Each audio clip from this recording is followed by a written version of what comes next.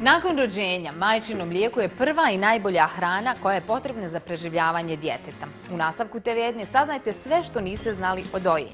Uz Belmu Salković.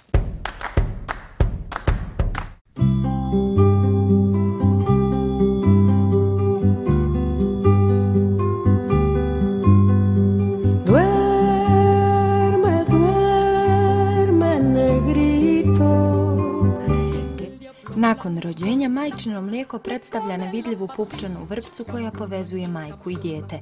Dojenjem majka pruža djetetu ne samo hranu, već i toplinu, sigurnost i zaštitu koja potiče razvoj njegovih čula, omogućuje miran san te pomaže pri socijalizaciji. Dojenje je nešto što je zaista jedan prekrasan biološki proces, potpuno uređen, koji djetetu daje ne samo puno zdravlje, dojenčetu, nego i jednu psihosocijalnu podršku, jedan poseban kontakt sa majkom. Prvog sina sam do 2,5 godine, u stvari dok sam ostala trudna sa drugim djetetom.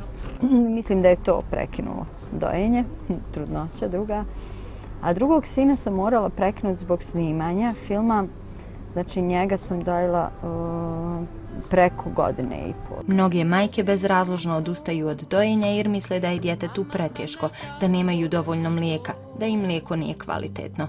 U većini slučajeva riječ je o zabludama. Znate li da samo 5% žena zaista ne mogu dojiti?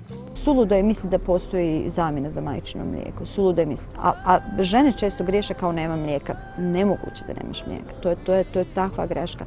To se tako rijetko događa. Čak sam pročitala da žene koje usvoje djecu, pazite, usvoje, znači nema procesa trudnoće, ako ga stavlja na sisu da će se određeno vrijeme krenuti mlijeko. Znači, možete zamisliti koliko smo mi programirani da je u nama mlijeko i da ga trebamo davati. To je prelijep osjećaj.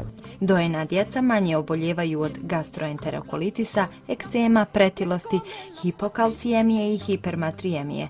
A zašto je dojenje još bitno? Bitno je radi inteligencije djeteta, radi vezanosti za majku, radi njihove, na kraju radi majčine vezanosti za dijete je jako bitno. Da ne govorim za zdravlje uopšte grudi, za zdravlje djeteta, za njegov imunitet.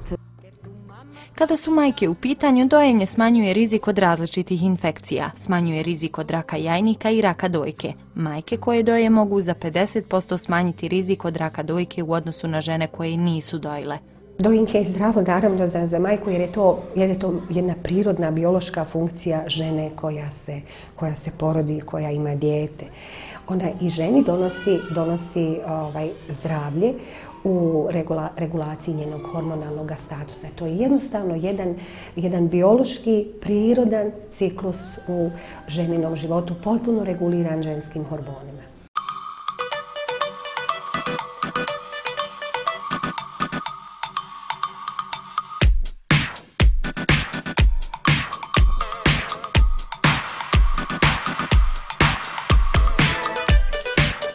UNICEF svake godine u svim zemljama svijeta, pa tako i u Bosni i Hercegovini, organizira sedmicu dojenja. Radimo znači na promociji, na zagovaranju prednosti dojenja, na povećavanju stručnosti znači profesionalaca koji su u stvari upravo ti promotori glavni. U prvom su kontaktu sa majkama i roditeljima i trebaju znači da upute majke. Građani imaju znači mogućnost da učestvuju, da sudjeluju, da postavljaju pitanja. To su aktivnosti koje se organiziraju na ulici, po tim znači nekim centralnim trgovima. Zdravstveni radnici su tu, znači raspoloživi su da odgovaraju na pitanja znači roditelja, ljudi koji imaju neka pitanja vezana za dojenje. Bosna i Hercegovina se ne može pohvaliti procentom dojenja, znači taj procenat treba otprilike, znači to je idealan način ishrane za dojenčad i sva dojenčad bi praktično trebala da budu isključivo dojena. U Bosni i Hercegovini je znači to 18%. Ja sam u Francuskoj rodila oba sina u Parizu i tamo je čak tamo doktori nekako te savjetuju do 3 mjeseca da je sasvim dovoljno. I oni imaju to u njihovoj kulturi, to je neka emancipacija žene, kao 3 mjeseca je sasvim dovoljno. Odluka je individualna, znate, imamo majke koje doje cijelu 2. godinu, pa zađu u 3. godinu.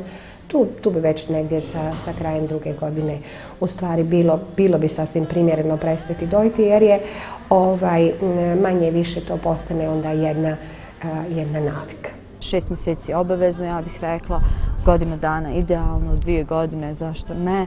Preko 2 godine mislim da je too much. Prestanak dojenja treba nastupiti onda kada to želi barem jedna strana u ovom partnerstvu, mama ili dijete, jer dojenje i jeste partnerstvo između mame i njenog djeteta.